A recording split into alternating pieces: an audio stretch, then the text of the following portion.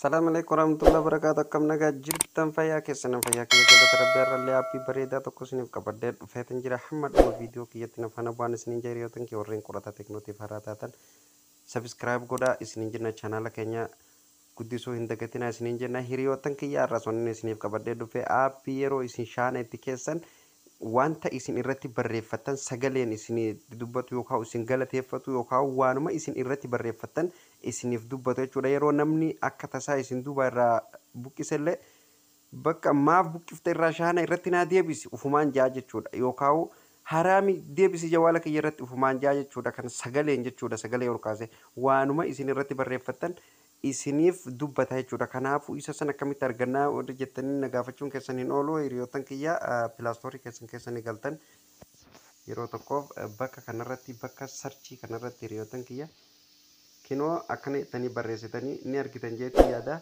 Charging voice bakka jiru kan ni argitan jeetii yaada. Duraan barreessee waan hin jiruuf kunoo amma isa qalama itti isin argisti jeetii isin qabe kana yeroo tokkoof irratti maal gootanii kilik gootanii jechuudha. Hiriyootan kiyya sirriitti na hordofaa kiyya irratti kilik gootanii aan buufadhee waan hin jiruuf akkanatti yeroo inni isinii dhufe open jettanii seentanii isin open bakka jiru kana ifama open jettanii yeroo seentan kinoo akkanatti isinii dhufaa jechuudha. Hiriyootan kiyya isin maal gootanii kun hundinuu cufaa jira yeroo duraatii fi banaa gootanii isin ammaan tana charging for bakka jiru kanallee ka tokkoffaa kanarrallee akkanatti bulee gootan jechuudha. Kanaafuu agabbuutanii asirratti ammas bakka isin xiyyaatan ni argitan volme bakka jettu tana sagaleedha kana akkana guddiftaniiti gamana baastanii jechuudha. Hanga asitti as guuttanii jechuudha.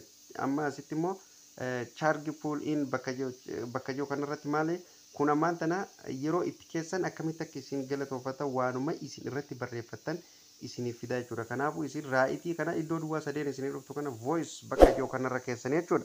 Sana booddee hiriyootan kiyya kunoo ammaan tana asirratti thank you very much jee barreessee waan hin jiruuf play godheetiin ilaala jechuudha. Kunoo akkanatti isiniif dubbata jechuudha yeroo isin shaan itti keessan. Okay kan itti aanu immoo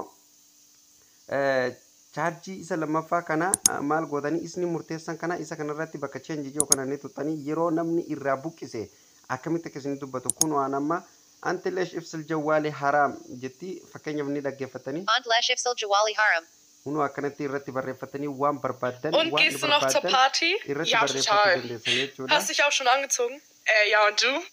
Dhiifama kun beeksisa hiriyootan kiyya akkanatti itti fayyadamaan isiniin jaa hiriyootan kiyya warreen chaanaala qorataa teeknootiif haaraa taatan sabiskiraayib gochuu hin dagatinaan isiniin jaa hiriyootan kiyya viidiyoo biraa qabannee amma walitti deebinuutti nagattiin isiniin jaa viidiyoo yoo isinitti tole laayik sheer gochuu hin dagatinaan isiniin jaa yaada qabdan koomentii jalatti nuu kaa isiniin jennaa hiriyootan kiyya nagaa rabbiitti naa tura.